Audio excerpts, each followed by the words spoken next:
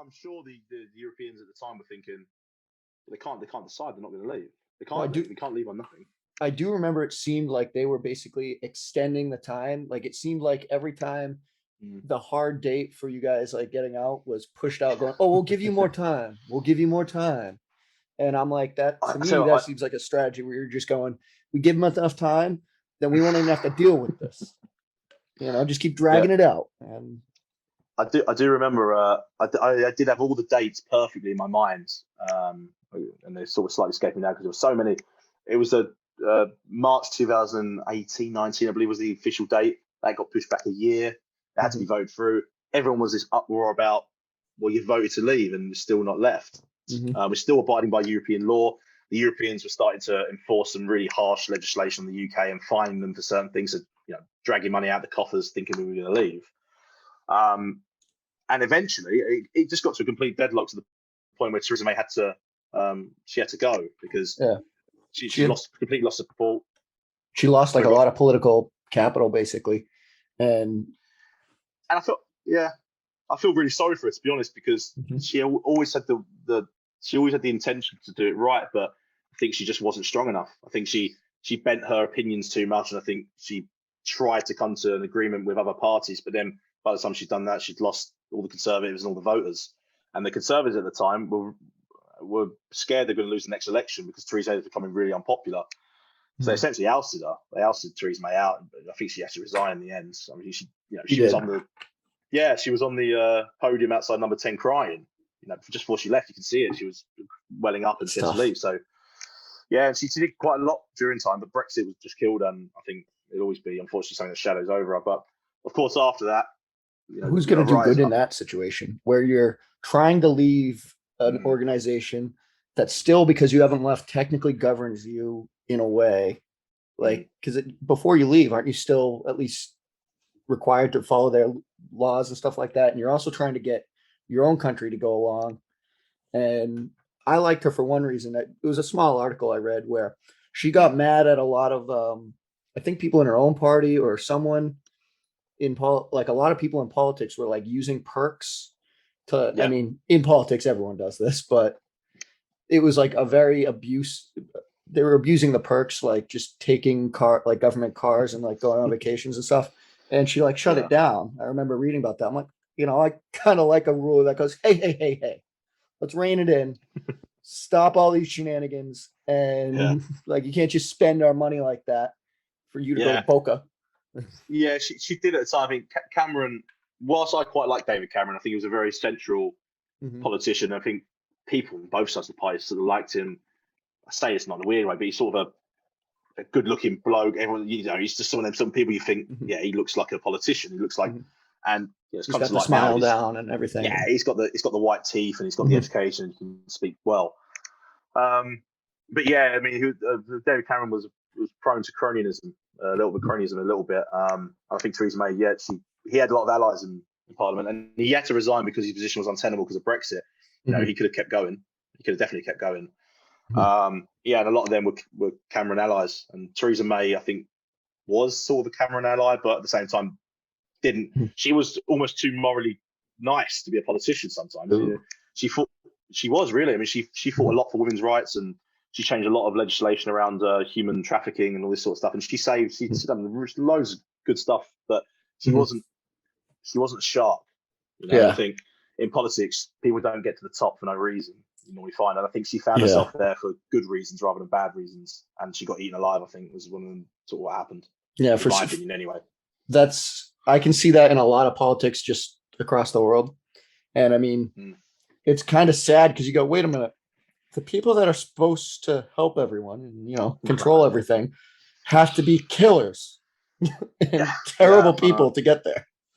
Yeah, I know. And she was, she was a massive women's rights activist, but the equality rights, she didn't believe in sort of this sort of new feminism. It was very much an old style 80s and Mhm, 90s feminism, or even earlier than that, sort of old school feminism. mhm, And she was really popular. She was really popular. People liked her, but the problem is that she was slightly weak-willed. That Labour came out with this new, exciting, young, even though he wasn't. I mean, he wasn't mainstream in any sense of the word. But Jeremy Corbyn, this person who sort of sends out support for the Iranian regimes and has been pictured with the IRA and who were killing politicians in the 80s, and he was taking pictures of them, and he's been on stages with these. So he's a really strange character, and this resurgence of unions and far left communist politics. Actually, the people who are funding the Labour Party called Unite. They may not be. I can't remember it right now, but they are a self-renowned Marxist union, and they were the ones funding the Labour Party. Who the Labour were supposed to be. You look back at the years of Tony Blair. You may come across him, but very centralist, slightly to the left, and they just flew within one election all the way to the other side, all the way to the deep left. So, yeah, but so I think after that, when Boris Johnson came into power, he was voted. It was quite obvious he was going to come into power. He didn't have much. Everyone knew it was. Everyone always saw Boris Johnson as the next prime minister. It's just never happened. Yeah. Suddenly he gets it, and he just takes no prisoners. He took no prisoners with the EU. He said, "This is how it's going to go. If you don't do it, I'm leaving without a deal." And that's it. And leaving without a deal would have been catastrophic for both of us. But he was willing to, He'd still make one. They made one in like the 11th hour, from what I understood. It was like basically, really. All right, we're just going to push it through because we got to. Well, I think this is what Boris Johnson come to in the end. That I don't think Theresa May kept changing her red lines. I think she had a red line. They said no. Okay, well, here's a new red line. Boris Johnson never changed these red lines, and I think the Europeans took it all the way to the last minute to try and get him to change his mind on certain things. He would not budge, and in the end, they got it wasn't the perfect deal, but he got a dramatically better deal than Theresa May got, dramatically better, and it just shows. I mean, the Europeans were coming out at the time, Barnier and all the other ragtag European politicians coming out saying, we're going no further. This is how far we can go. It's impossible. And then they go further, and they go a lot further, a lot further than what Theresa May got. So yeah, I mean, the only sticking point towards the end, we agreed trade. We basically copied over a trade deal and changed the UK to the EU. We took all their legislation and changed EU to UK. It was pretty much a copy and paste job. Get rid of all the E's, put a K after the U, and literally. I mean, I've seen some where they forgot to change some of the EU stuff in the UK legislation. I work a lot with UK legislation now. We have to do entire new legislation, of course. And you can find it. There are references to things that they're not applicable anymore. Only in the European Union they're applicable. EU, you can see sometimes in the footer notes they haven't changed. So you can tell. We had to get it done quick, all right? Yeah, no, they did. Our government, I don't know what it's like in the US, but our government does not move fast. The civil service is not known for its efficiency. I can tell you that. Oh, then it seems we take after our father country. I think we might have taught you something. Yeah. No, but you want us to move slow? We can do that. You want us to move fast? Well, that's another thing as well. Boris Johnson took. Yeah, sorry, go on. Sorry, my I was just going to bring up a thing about. I remember my mom got like a scam call from our version of the revenue service. It was a scam on the IRS where they're pretending to be the IRS, saying she was going to be arrested tomorrow, and she owed like this amount that she had to wire, or sheriff's department was going to be there to arrest her. And I'm like, Mom, the government never moves that fast, ever. They will never come and arrest you tomorrow, even if they have every right to, because they're going to get like 3 different warrants, and then they're going to show up, and you might be there, you might be at work, they'll figure it out, but you're going to have more than enough warning, especially with the IRS. Yeah, no, I completely agree. I think, and at the time, I think a lot of people thought, civil service ain't going to get this done. And they weren't really. I mean, a lot of the government at the time, and Labour and left-wing politics believes in a larger state and larger civil service, and the Conservatives believe in a more streamlined service. Privatising parts of the NHS, for example, which is blasphemy. You can't say that. I mean, it's impossible. The NHS is the key. But it was that sort of outlook, and I think when Boris Johnson took over, and partly Theresa May as well, they started to bring in, and I helped as well with bits when I was at. I can't say too much. I can't say exactly what, but when I was at Deloitte at the time, helping, left HMRC, and then started helping the government with policy and how things are going to, how the hell to fix this Brexit thing. Because at the end of the day, people inside the civil service could have done it.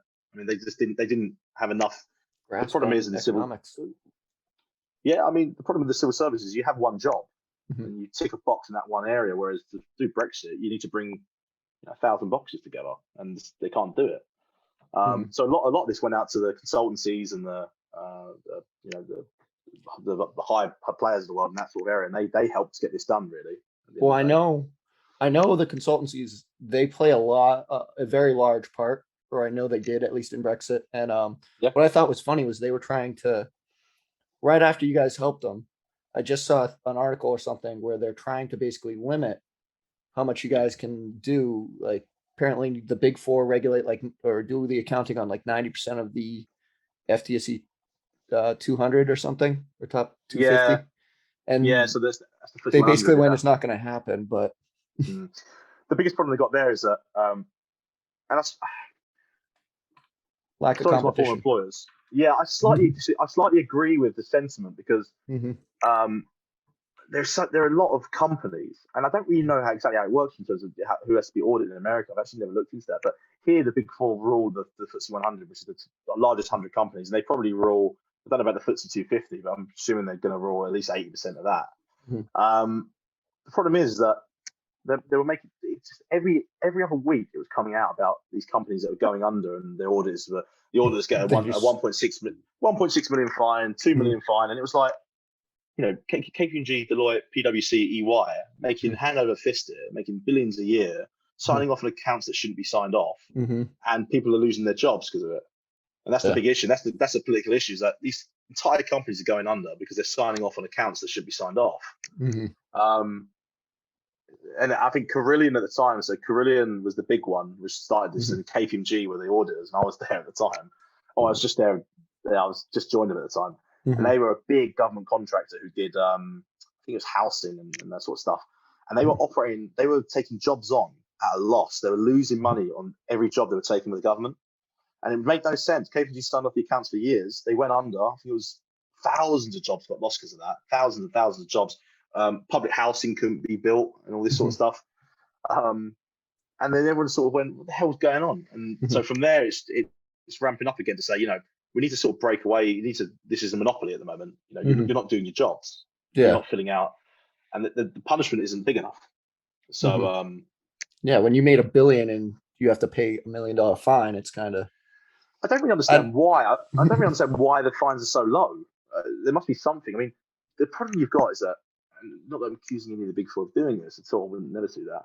But I think they have strong links in government. They lobby quite a lot, and I think I think as every company does and lobbies for their industries. There must be some influence in the policy, but I don't really know why, if someone loses 3,000 jobs, why they're only getting £1 million fine, or whatever the fine was. But yeah. And I know they're big in the US. I mean, they do a lot of the audits, especially with like any mergers and mergers and acquisitions, or just any private equity deal. You'll see, like, before they present it to like shareholders where it's going to go private, they'll be like, this is a fair deal, or this is not a fair deal. And I don't really see many times where they go, this is not a fair deal. Now, I don't know if that's just because people are doing their jobs right and go, look, we got to offer a fair deal, or if not, that's a little bit above my pay grade, to be perfectly honest with you. But I think it's well above anyone's pay grade with all the partners and making good money, which I hope to get there one day. But no, I think, I mean, to be honest, when I've worked there, there's always been really rigid standards when I've been there. I mean, really rigid standards. There's certain things, I've had to abide by certain regulatory rules before I do, and I've never seen anyone ever get away with anything. I've never seen it. So it's funny when you see it in the papers on, how is this signed off? How is this signed off? And it might just be more of a case of UK policy, and the KPG are following it, and it just so happens that the company's going out of business because the policy is tied. I'm not an auditor, so I don't know. I don't know whether it's, obviously some auditors can't be doing everything right, but I don't know whether if it's a failure of the big four or if it's a failure of government policy. I suspect a bit of both. Yeah, I could see that, and I could also see, like, with the advent of media and stuff now, that you get it in a moment, there's more visibility, I guess. So it's like, 90% of your stuff might be good. You're doing great on 90%, but no matter what business, someone's gonna do something wrong at some point. There's a few bad apples and everything, and maybe they're just going, hey, look, and showing it. Yeah. And I mean, with the amount of deals they do, I could Oh see yeah. that being very easy. If you're doing 1 million deals a year and you only Yeah. need to find like 100, Yeah. that's I not mean, that big. the amount of access I had to, some companies that, I mean, I'm sort of desensitized a little bit now, but when I first started at Deloitte, I was working with huge, massive companies, the Boeings and the Mhm. Nikes, Adidas, Amazons of the world. I was thinking, yeah, this is, these are the biggest companies in the world, and we're helping them with their, at the time, I was helping with their customs and trade. Moving to KPMG, same thing, these massive, huge companies. And at the same time, they still help the mid-sized businesses, but they just know everyone. I've seen, internally, they have these systems, of course, the relationship management tools. And I don't think there's a person in a company that's not in them with a name and a number and a previous work they've done with them. So, and they all rotate as well because, if you're an auditor, you can't do their tax affairs, you can't do their, Mhm. employment taxes and corporate taxes. So 1 year, Disney might be with EY, Mhm. and then a couple of years later they're with Deloitte, and then EY takes on the tax, and they will just rotate. So they all rotate each other's accounts. So it's a strange concept. I mean, it's almost like I don't want to say racket because it's but it's a club, and I think Yeah. they're making loads of money off it, and I think the public don't like it in that sense, and that's why it gets in the news because it's like KPMG, EY, PwC have done it again, and it's like Mhm. nothing ever really changes. But Yeah. yeah, And sorry to get back to Brexit. I was the one that took no, us on I this mean, tangent. that's fine. Yeah, I that's fine. But I was amazed at number one, they were doing this Brexit stuff with COVID. Yeah, Like, I'm like, wow, you guys got a in lot on your plate over there. We already got a lot on our plate, but we don't have to leave the EU. They're doing that. And I remember yeah, there was like one point where a bunch of drivers got stuck. I don't know if it was COVID or Brexit or both, but they just got yeah, stuck between countries because they yeah, couldn't come back in and they couldn't go yeah, that way. And yeah. That's called so there's in the UK is something called Operation Stack, and it's a government policy that basically is enacted any time there is a large. So Dover Port is our main port into the UK. It's where all the road freight, roll on, roll off freight, all your electronic, it all go on the on the back of the trucks, and they come through Dover and they come out of Dover and they drive up into the country. That's our main port. That and Felixstowe are the two main ports in the UK, and Holyhead serves Ireland. So you had road freight coming in, and if you just didn't get the traffic right, because the motorways aren't that big in the UK, we've only got three, four. I've been there. It's yeah. Yeah, it's not, and it's called Operation Stack. You get 25-mile backups in the south Mhm. of England, but by Dover, and they have to somehow clear it. Now, the one you're referencing, I know the one you're referencing, that was in Calais, I believe, Mhm. and that was I think it's something like a 30-mile, Yeah. all the way back out into Calais.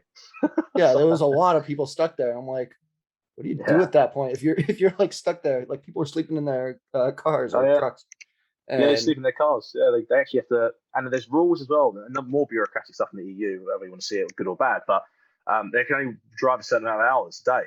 Mhm. So they clock on at 9. So they clock on at 5. If the traffic starts going at 6, they can't drive. So you got Oh, all these people who should be driving, but they're not allowed to because they break the work law regulations in the EU. And I remember I didn't really realize that at the time. But I remember speaking to the freight forwarders who, at the time, Mhm. the ones who were operating some of this and had the issues. They were saying, we can't physically tell our drivers to drive because they're breaking EU work laws, Mhm. employment laws. So so that didn't help either. So, Yeah.